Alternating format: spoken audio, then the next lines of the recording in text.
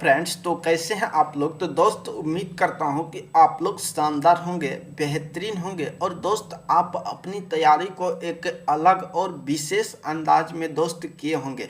दोस्त जैसे कि जानते हैं कि कल जो है आप लोग की 3 फरवरी है और 3 फरवरी को केमिस्ट्री का एग्जाम होने वाला है। तो दोस्त मैं आप सभी के लिए लाया हूँ एक कंप्लीट वीडियो जो दोस्त आपके एग्जाम की दृष्टि से इनका सारा प्रश्न काफ़ी ही इम्पोर्टेंट है। तो इसीलिए दोस्त आप इसको पूरी ध्यान से देखिएगा, आपको इससे से बहुत सारे क्वेश्चन जो है आपके एग्जाम में देखने को मिलने वाला है। तो इसीलिए दोस्त आप इस वीडियो को पूरी ध्यान से देखिएगा। मैं आप लोग को बहुत ही जल्द हो सकता है कि आप लोग को इसमें बहुत सारे क्वेश्चन याद होंगे दोस्त और कुछ नहीं याद होंगे, तो उन सारी क्वेश्चन का बहुत ही जल्द रिवीजन करा रहा हूं। तो इसीलिए दोस्त आप बड़ी ध्यान से देखना, आप लोग को मैं गारंटी देता हूं कि इससे आप लोग को जो है 15 से 20 ऑब्जेक्टिव देखने को मिलेगा। तो चलिए दोस्त शुरुआत करते हैं एक बेहतरीन और अलग कंसेप्ट के साथ आपकी क्लास को। तो देखिए आपके सामने पहला प्रश्न है कि एल्केन का सामान्य सूत्र क्या होता है।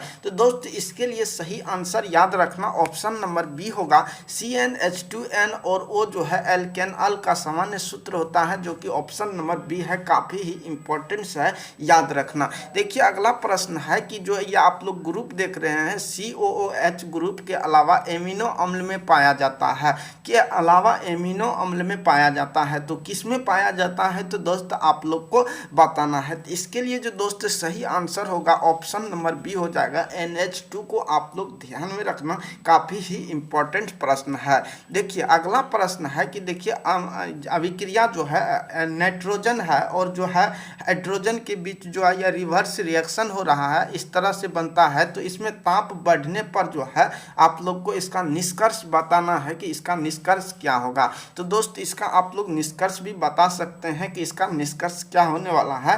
तो इसके लिए जो दोस्त सही आंसर होगा ऑप्शन नंबर बी हो जाएगा कि अमोनिया जो है NH3 का उत्पादन जो जैसे ताप बढ़ेगा तो अमोनिया का उत्पादन क्या होगा दोस्त, घट जाएगा। ऑप्शन नंबर बी को आप लोग ध्यान में रखना, काफ़ी ही इंपॉर्टेंस है। देखिए अगला है कि बेंजीन का सूत्र क्या होता है। दोस्त काफ़ी ही इंपॉर्टेंस है। तो C6H6 जो है ये बेंजीन का फॉर्मूला होता है, याद रखना, बहुत ही इंपॉर्टेंस है। अगला देखिए है कि निम्नलिखित में कौन मिथॉक्सी मीथेन है। तो मिथॉक्सी मीथेन का आप लोग से फॉर्मूला पूछा है दोस्त, काफ़ी इंपॉर्टेंट है। ऑप्शन नंबर ए को याद रखना CH2O CH3 जो है ये मिथॉक्सी मीथेन का सूत्र है। चलिए देखते हैं अगले प्रश्न की ओर जो कि काफ़ी ही इंपॉर्टेंट प्रश्न है कि निम्नलिखित में से कौन धातु जो है अम्ल से अभिक्रिया कर हाइड्रोजन गैस मुक्त नहीं करती है।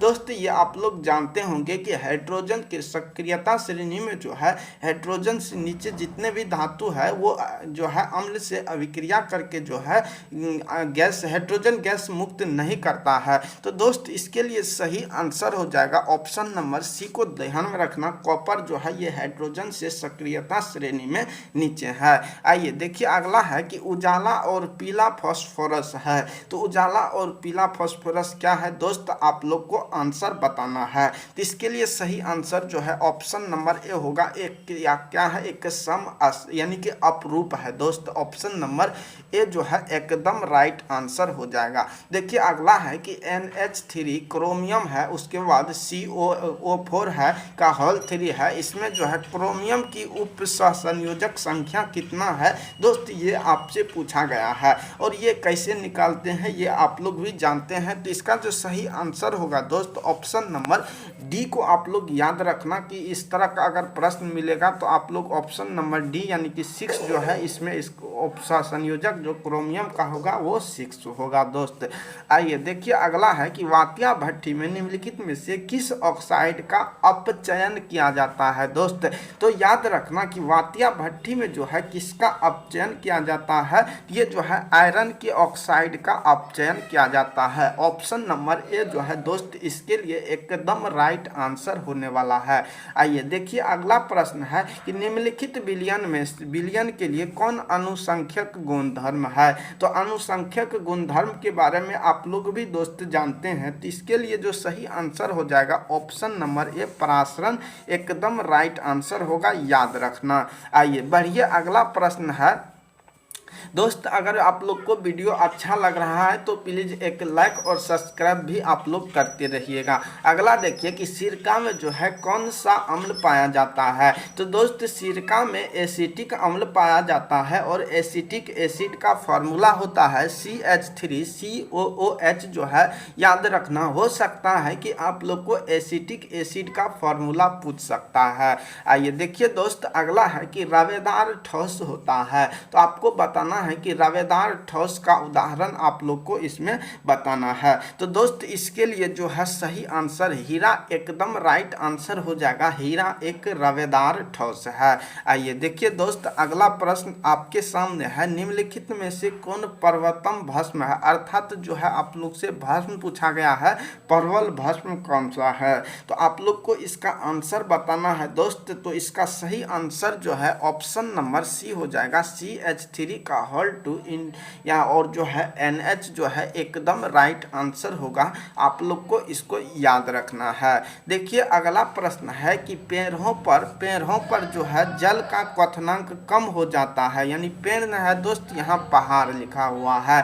पहाड़ पर जो है जल का क्वथनांक कम हो जाता है। तो इसका कारण क्या है दोस्त, ये आपसे पूछा गया है। तो दोस्त इसके लिए जो सही आंसर होगा, ये आंसर हो जाएगा ऑप्शन नंबर ए कि वहाँ वायुमंडलीय दाब जो है घट जाता है या कम होता है। आइए देखिए अगला प्रश्न है कि ओलियम का सूत्र क्या होता है। तो दोस्त काफ़ी ही इम्पोर्टेंट प्रश्न है। तो ओलियम का फॉर्मूला जो होता है H2S2O7 जो है ओलियम का सूत्र होता है। आप लोग याद रखना। आइए देखिए अगला प्रश्न है कि वे रवेदार ठोस पदार्थ है। तो अभी आप लोग को बताए थे कि हीरा क्या है, एक रवेदार ठोस है। लेकिन पूछेगा कि वे रवेदार ठोस कौन है। तो इसके लिए जो दोस्त सही आंसर हो जाएगा ऑप्शन नंबर बी जो है एकदम राइट आंसर होगा। याद रखना दोस्त। आइए देखिए अगला प्रश्न है कि आदर्श विलयन का निम्नलिखित में से कौन एक गुणधर्म है।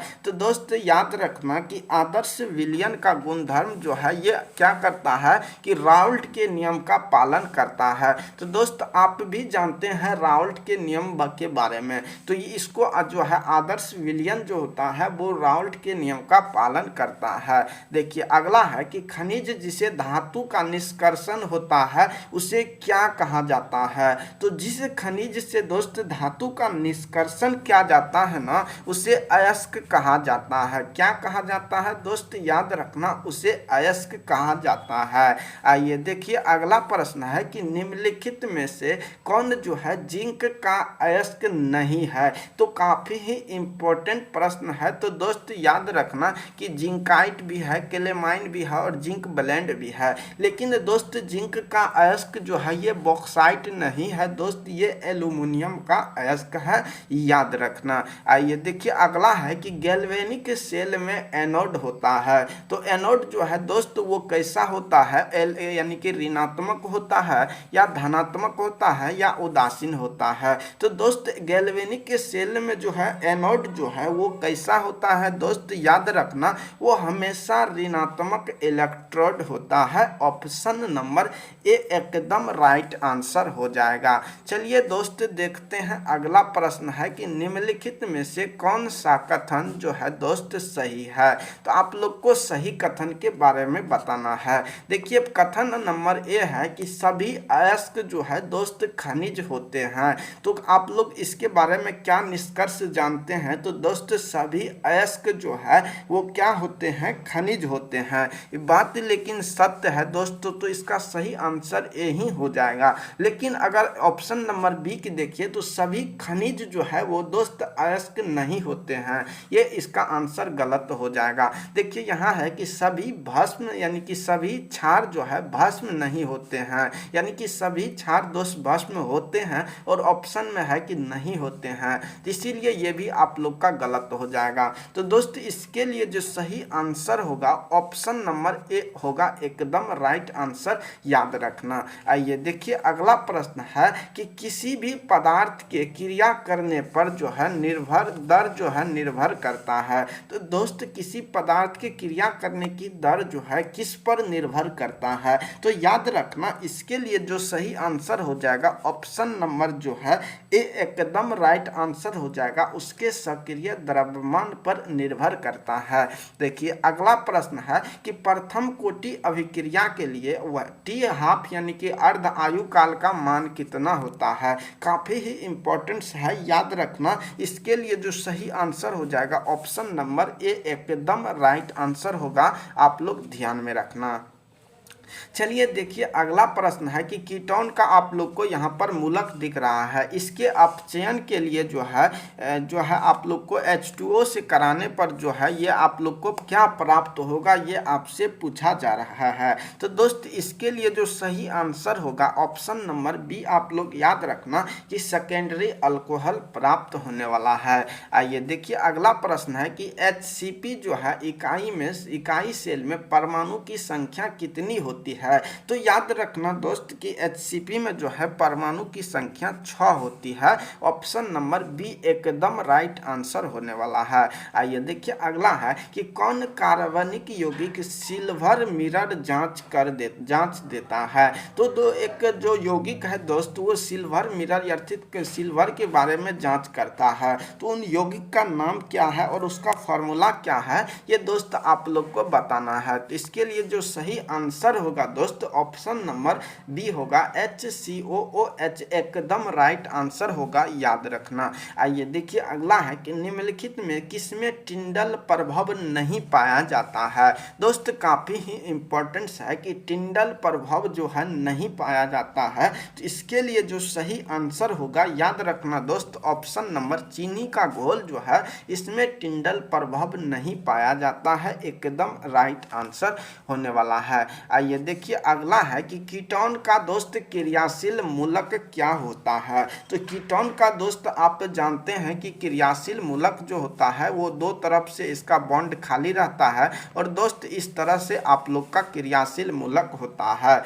तो दोस्त इसके लिए जो सही आंसर हो जाएगा ऑप्शन नंबर ए एकदम राइट आंसर होगा, आप लोग याद रखना। आइए देखिए अगला प्रश्न है कि निकेल जो है निकेल कोबाल्ट जो है इसका होल 4 है, निकेल का ऑक्सीकरण संख्या दोस्त पूछा है। तो आप इसके लिए ऑक्सीकरण संख्या आप किसी भी यौगिक का ऑक्सीकरण संख्या जो है वो 0 होता है, लेकिन यहाँ पर आप लोग को कार्बन और ऑक्सीजन की इस तरह से आप लोग इसका ऑक्सीकरण संख्या निकाल सकते हैं। दोस्त अगर आपको ये प्रश्न एग्जाम में देखने को मिलेगा तो इसके लिए जो सही आंसर आप लोग को लगाना है ऑप्शन नंबर ए जो है 0 एकदम सही आंसर हो जाएगा। आइए दोस्त देखते हैं अगला है कि परासरण दाब निम्नलिखित में से किस समीकरण द्वारा व्यक्त होता है। तो याद रखना दोस्त परासरण दाब जो है ये किसके द्वारा व्यक्त किया जाता है। तो ये जो है किसके द्वारा P बराबर CRT के द्वारा परासरण दाब जो है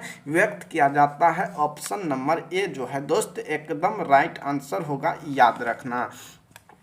देखिए अगला प्रश्न है कि निम्नलिखित में से फिनॉल को पहचानिए। तो इसमें आप लोग को 4 फिगर दिया गया है दोस्त, इसमें आप लोग को फिनॉल का फार्मूला कौन है वो पहचानना है। तो दोस्त इसके लिए जो सही आंसर हो जाएगा ऑप्शन नंबर डी जो है एकदम राइट आंसर होगा, आप लोग याद रखना दोस्त। देखिए अगला है कि अर्ध पारगम्य झिल्ली परासरण की क्रिया में निकल पाते हैं। अर्ध पारगम्य झिल्ली से परासरण क्रिया में निकल पाते हैं, अर्थात कौन सा यौगिक है जो दोस्त पारगम्य यौगिक से जो है परासरण क्रिया के तहत वो निकल जाते हैं। तो इसके लिए जो सही आंसर हो जाएगा ऑप्शन नंबर बी, विलायक का अणु जो है वो परासरण के तहत निकल जाता है। आइए देखिए अगला है कि निम्नलिखित में से कौन अल्डोल संघनन में भाग लेता है। काफी ही इंपॉर्टेंट प्रश्न है दोस्त कि अल्डोल संघनन में कौन भाग लेता है। तो इसके लिए जो सही आंसर हो जाएगा दोस्त याद रखना ऑप्शन नंबर बी जो है एकदम राइट आंसर होगा, CHO जो है एकदम राइट आंसर हो जाएगा। इसको आप लोग याद रखना, बहुत ही इंपॉर्टेंट प्रश्न है। देखिए अगला प्रश्न आपके सामने है कि रासायनिक अधिशोषण अभिक्रिया है। तो दोस्त याद रखना कि रासायनिक अधिशोषण अभिक्रिया ये कैसी अभिक्रिया है, ये अनुत्क्रमणीय अभिक्रिया है। है। कैसी है दोस्त? अनुत्क्रमणीय है, आप लोग ध्यान में रखना। आइए देखिए अगला है, निम्नलिखित में से किसकी प्राकृतिक चतुष्फलकीय होती है? तो याद रखना दोस्त कि चतुष्फलकीय प्राकृतिक जो है ना, ये किसकी होती है? निकेल क्लोराइड का होती है। ऑप्शन नंबर दोस्त डी एकदम राइट आंसर होगा, आप लोग ध्यान में रखना है। देखिए अगला है कि आवर्त सारणी के ग्रुप 16 में ऑक्सीजन के अलावा जो है कौन सा तत्व पाया जाता है? तो दोस्त ऑक्सीजन के अलावा और अन्य कौन सा तत्व पाया जाता है? सल्फर पाया जाता है। ऑप्शन नंबर ए एकदम राइट आंसर होगा दोस्त, याद रखना। आइए देखिए अगला है कि एनिलीन में पाई बॉन्ड की संख्या होती है। इसमें पाई बॉन्ड की दोस्त संख्या एनिलीन में कितना होती है? तो याद रखना 3 जो है एकदम राइट आंसर होगा, आप लोग ध्यान में रखना। दोस्त ये अगला प्रश्न रहा आपके सामने कि जो है निम्नलिखित में से कौन सा ऑक्साइड लोह चुंबकीय प्रदर्शित करता है? तो दोस्त लोह चुंबकीय जो प्रदर्शित करता है Fe3O4 जो है एकदम इसका राइट आंसर हो जाएगा। आइए देखिए अगला है कि CONH2 के ग्रुप को क्या कहा जाता है दोस्त?